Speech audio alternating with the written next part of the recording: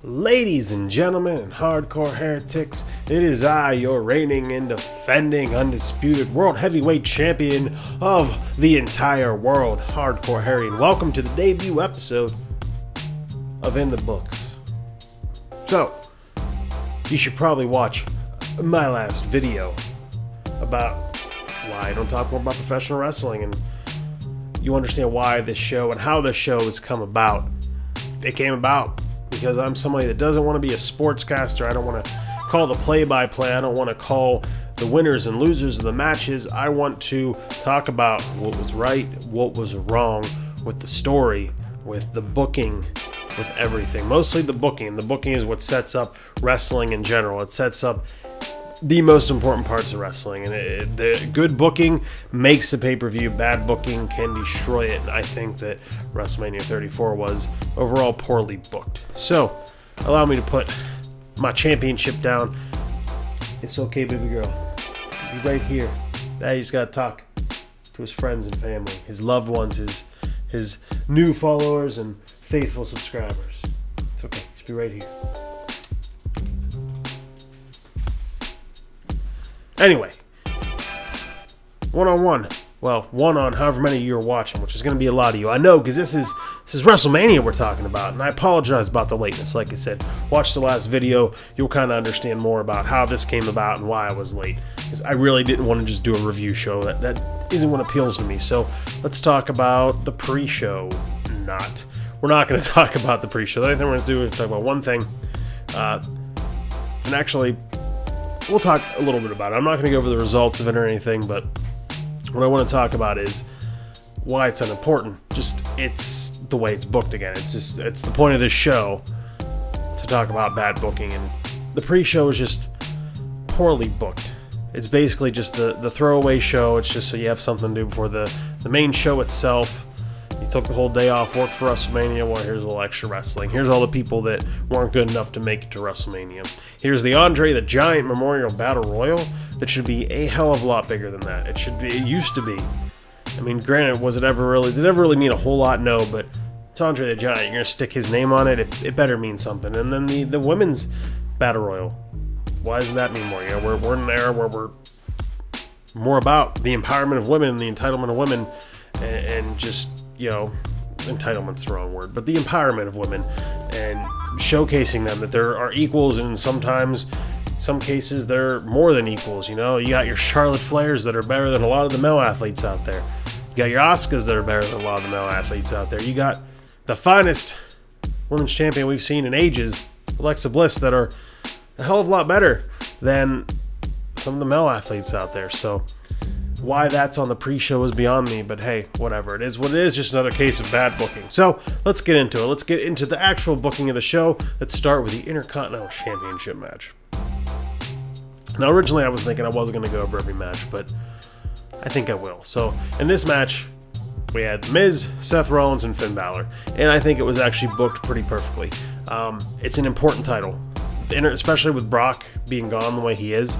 The Intercontinental Championship has become the important title, the main belt, the biggest prize on Raw, and these are three guys that all deserve it. You know, they all deserve a world championship, and this is basically the equivalent of that, so it was perfect. Like I said, it's not a results show, but I'll give it to you because I gotta keep you watching somehow. So Seth Rollins did win. I think it was a good book. I think you could have booked either of these three to win. Personally, I would have rather kept the Miz on top, kept him with the championship, because he's worked hard. He's what made that championship what it is right now. So, I mean, I'd like to have seen him kept that nice WrestleMania moment, especially, you know, with his daughter just being born. But, you know, whatever. I wouldn't be surprised if they made him face soon, because he talks like a face a lot now that he has his daughter. But that's okay, whatever. So overall, actually, pretty good booking on this match. Now, keep in mind, this is another thing I explained in my last video. I don't get a whole lot of time to watch wrestling. I usually read about it, watch the highlights. I have not gotten into the Raw or SmackDown after WrestleMania yet, so I apologize in advance. I just want to get this video out because it's already super late, being that, you know, tomorrow we're on the next week already. But, yeah, I just kind of want to get it out of the way. I might, who knows, maybe I'll add to it. Maybe I'll do a review of the review. and in the books of the Raw after. But anyway, next up was the SmackDown Women's Championship match, Charlotte Flair and Asuka. Now here was the real first example of some terrible, terrible, horrible booking. Good to book the match. Great match. I thought Asuka was going to go after Alexa when the whole thing happened, but hey, great match. These two great wrestlers. And I don't want to, like I said, I don't want to go in the review of the match, but the match was awesome. It was so good, but poorly booked. So Charlotte Flair wins, cements her legacy at WrestleMania, and in the process buries Asuka. Now Asuka didn't look weak by any means. Asuka, undefeated, drops the NXT Championship to come up to the main roster to make an impact. Keeps going undefeated. Wins the first ever Women's Royal Rumble. Challenges WrestleMania only to lose. That is not how you build a story. That is not how you build it. That's not what we wanted to see. As a fan, that's not what I want to see. Despite the fact that I do like Charlotte, not what I wanted to see. That's just not good storytelling. What should have happened? Here's how you keep it. Here's how you have it both ways. You have your cake and eat it too this way. Asuka wins. Shows that all the risks she took in coming up to the main roster paid off. She wins the championship at WrestleMania against Charlotte Flair, possibly the best. Alex is better. One of the best in the business right now, and that cements her legacy. That puts her right on the map. Fighting champion though. Charlotte calls for her rematch. Hell, you could have it at the Raw right after. Charlotte wins, cements her legacy. The only woman that's been able to beat Asuka to date. Boom, perfect. There it is. Asuka got a WrestleMania moment, beat Charlotte, proves that she can beat Charlotte, but Charlotte also proves that she's just as good and can beat Asuka. So for me, that was just a poorly booked match. That was the beginning for me looking at it. I was like, this is really, really not well booked. But hey, you know what? It is what it is. I don't make the booking decisions, right? I should though. In this show, and if I do other shows, I'm gonna prove it. Maybe they'll notice me, and I'll get to be the head storyline guy, the head booker, whatever it is. Vince, Hunter, Steph, I'm right here. Look at his face; it's beautiful too. You can put me on air. Anyway, on to the next. The United States Championship Fatal 4-Way. Randy Orton defending against Jinder Mahal, Rusev, and Bobby Roode.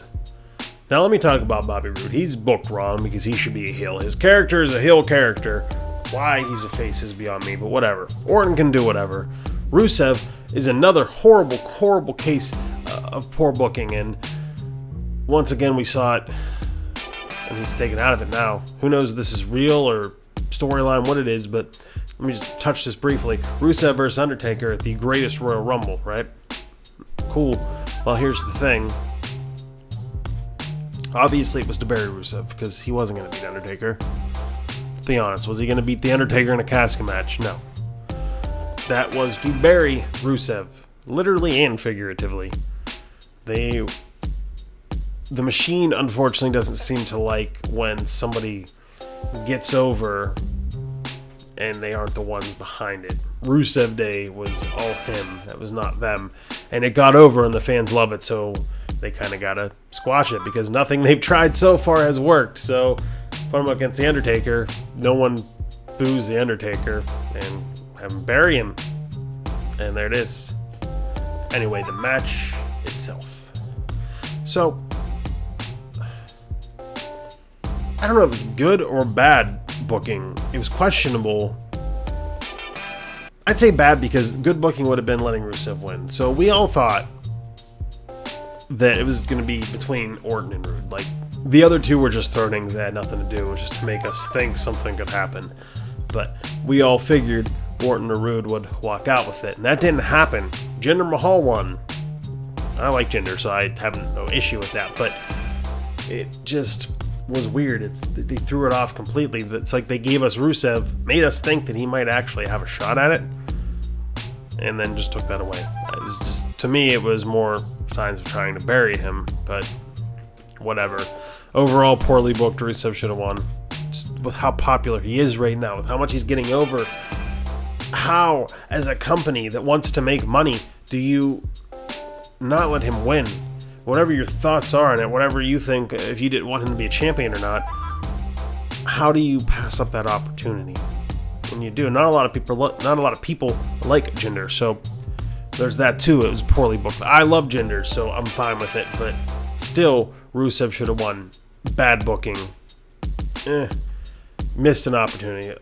Huge missed opportunity here, and I still don't understand it, but hey, whatever. On to the next one. Ronda Rousey and Kurt Angle versus Triple H and Stephanie McMahon. Surprisingly, crappy booking that turned out good. There are times a crappy booking can turn out good, and there are times a good booking can turn out bad. But this one I had no interest in. I was not excited because watching Ronda in the ring, just big little bits here and there, not actually in matches, but watching Ronda in the ring and on the mic leading up to this, bad, especially on the mic. Mic skills aren't everything. You can give her a mouthpiece. The ring skills was my main concern. I know she'll get it, and I knew that over time she'd get it because she's a natural-born athlete, and she's in combat sports. It just takes training. For me, I would have booked it that every once in a while you had a vignette with her training, building up for next WrestleMania versus whoever. Probably Charlotte is the one I would have did, and that's probably what it's going to end up being, but that's how I would have did it. They didn't do that, though. They rushed her into it. And then just in case they put Kurt and Triple H, that was basically their insurance policy if those, if Steph and Ronda couldn't do it. Now, people make fun of Steph's in-ring skills a lot. They're really not bad. Like, she's grown up in the business. She's been in it her whole life. She knows a thing or two, and she did a good job. She played a perfect heel. It was just, it was awesome to watch. She played just the perfect heel, squirrely heel character that just, smart tactics, whatever you want to call them. She just got away with everything, and it was just hilarious to watch, and it was good. It was a good build for a heel. Ronda did very, very good in the ring, and I was surprised. I will say, I'll eat my own words. Watching that, I know she can do it. And it's still, I'd like to see a match with somebody else still, just for proof, because this isn't 100% proof, but she looked really good. And I'm not trying to go in the review part, but this needs to be said because she looked so good in the ring. Like, I was shocked. I was absolutely shocked. I was sitting there thinking, oh, we'll get to see Triple H versus Kurt. That'll at least be awesome, because those two put on good matches, and they didn't even really put on that good of a match when they were in the ring, but it was good. Like I said, bad booking. Terrible booking, in my opinion. I would have waited a year, build up, make fans want it even more, and give her the training she needs, and then put her up against Charlotte or somebody, which still would have sucked, because then you would have squashed Charlotte at WrestleMania, but hey, whatever, you're going to at some point anyway, by the looks of it, so that's how I would have booked it, but I will eat my words. It turned out good, and we'll see. I might not have to eat my words. It might turn out bad still, but overall this match did turn out good, so hey, bad booking turned into something awesome. On to the next one. The SmackDown Tag Team Championship Triple Threat match. The Usos defending against the Bludgeon Brothers and the New Day. Good and bad booking. It was good to book this match. Don't get me wrong, that was the good part of it. This match is what needed to happen. I don't know if the New Day necessarily should have been in it, but I think it was because of the bad part of the booking. They basically made the Bludgeon Brothers just run roughshod over everyone. And I know they want to build them up as these monsters, but they're not untouchable. They've been around and we know they're not untouchable. Yes, are they generally these monster characters? Yeah, but we've seen plenty of people get over on them, and the Usos just, I love them as their new characters. This is basically what they debuted as, like an updated version of it. I hated them as the token Samoan characters. It just drove me crazy. I was like, why? It's freaking racist. Like, oh, because you're Samoan, you wear shorts that look like skirts and you come out and dance with fire and shit and play tribal music. Like, it's just racist as shit. Just racist is no need for that, but their current gimmick is just awesome.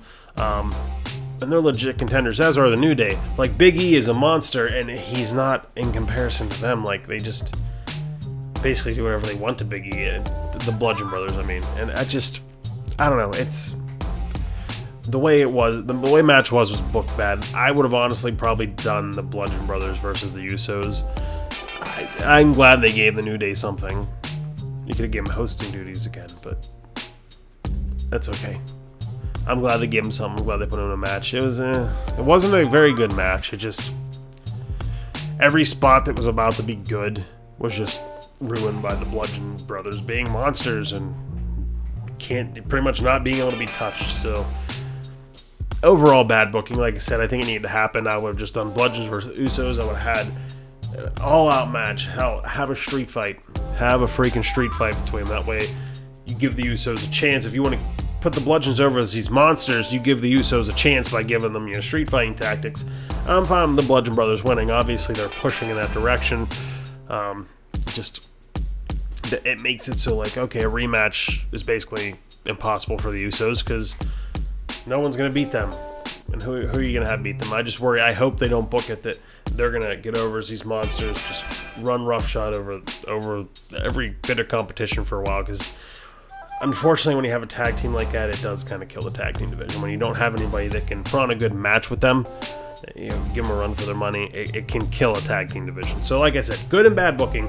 I think it was necessary to do the match, just I would have done it differently. So, hey, overall, could have been worse, definitely could have been a lot better. But on to the next one. The Undertaker versus John Cena. Let me just tell you, and this is what really inspired me to do the video, this is the worst, the absolute 100% worst booking I have ever seen. Probably not ever, but pretty freaking bad. Why? Why have this huge build-up? Why build this huge thing up? We finally get to see John Cena and The Undertaker at WrestleMania. We get to see this awesome match between these two at WrestleMania. But we don't get to see that. It was built up that way, and then we get this 2-minute match in which Cena just gets squashed. Don't get me wrong, I'm not a big John Cena fan, but it's John Cena. I don't care if you are the damn Undertaker. You don't just squash John Cena. Roman Reigns beats you, but you just come out and say, "Oh, John Cena, let me just throw you away." And granted, I believe it's because they realized that Undertaker couldn't go that long. But if that's the case, why book the match? It's John Cena. You could put him in any match. You could find something for him. Undertaker's retired, or was retired, I guess now. Should have just kept it that way, but hey, whatever. All these marks are going to get on me about that one, but that's okay. Marks you can watch too. I don't understand. There's no point to the match. I was excited. This was the match I was probably most excited about. I don't even like John Cena that much, and I really don't care for The Undertaker, but I was excited about this match. I was like, man, this is going to be a good match. I wouldn't have cared who won. You could book it a win for whoever, but not like that. Give a long match or don't do it at all. Which worries me now with the greatest Royal Rumble, with Rusev being replaced with my favorite of all time, the best in the world at everything he does, the greatest of all time, Chris Jericho. If he buries Chris Jericho, I'm going to be super pissed off. I was pissed off just with the fact that it was made to bury Rusev, but if he fucking Chris Jericho puts him over, I'm going to be so upset because there's no reason for The Undertaker to be put over. I don't know. I wonder if this whole thing was just booked so The Undertaker come back. Which, why not just do Rusev versus Undertaker at WrestleMania? But maybe they didn't think that was big enough of a marquee, big enough of a draw, whatever. But I wonder if this was just to bring back Undertaker so at the greatest Royal Rumble he could bury Rusev. And it's just, man, it sucks. It sucks so bad. It was just terrible booking. There's not a good thing about this. I did not get shivers. I did not get any kind of excitement when The Undertaker came out. I would have been more excited to just have him, like, for him to not come out and just John Cena be a fan the whole time. That would have been a swerve. It kind of would have been disappointing. I would have been pissed off anyway, because still, once again, why build up? Basically the same thing. Why build up for this huge match just to not have it? Whatever. Said my piece. I've rambled on about this for a while. I still want to go further because, man, it's just the worst booking. The worst booking. But hey, whatever. Let's move on past it. Let's try to forget this completely, and maybe the Ayatollah of rock and roll will put this dead man in his place and bury him and send him back into retirement because nobody wants to see your old ass anymore, Undertaker. I'm sorry. You've done a lot for this business, but like Hulk Hogan, it's time to move the hell on. Hey guys. Sorry about the different appearance and the messy hair. At least the shirt's the same anyway. I'm sitting here recording it, and while doing that, I'm like, this might end up being a two-part one, just in case I'll record an outro for the first part, because, you know, just in case I end up making it 2 parts. And even after saying that, I completely forgot to do it, so it ended up being 2 parts. So here's the outro for the first part. Thank you guys for watching, as always, and please, please, please like. No dislikes. Don't want you to have bad karma. Please drop some comments. You know, I love to see the comments. I want to hear what you guys think about what I think about the booking. I'd like to see what your guys' thoughts on it are. I expect a lot of hate for my comments on The Undertaker, but I'm sorry they're true. Please, please, please share, because sharing is caring, and it's really going to help this channel take off. And maybe if you, another thing just to mention in the comments, if you like this segment, if you really thought it was good, the reviews are something I was not comfortable with, and this I was a heck of a lot more comfortable with so far. So even watching it and editing, you know, and doing the editing, just watching what I was doing, I look a lot more comfortable, a lot more confident. So if you enjoy this segment, let me know. I'll try to keep up with it, because that's kind of the plan. I'm feeling good enough about it that I think I am going to continue with it. But still, feedback. Give me your feedback. Anyway, I think that's about it. So, more importantly than any of that, stay tuned for part 2. And then second most importantly, don't just have a great day. Have a hardcore day. I'm doing my outro all wrong. I messed it up. I keep messing up. Let's try it again. Don't just have a great day. Have a hardcore day. There we go. There we go. Now after all that break, I think I'm back in the rhythm of it. So hopefully get that outro right from now on. Anyway, see you guys.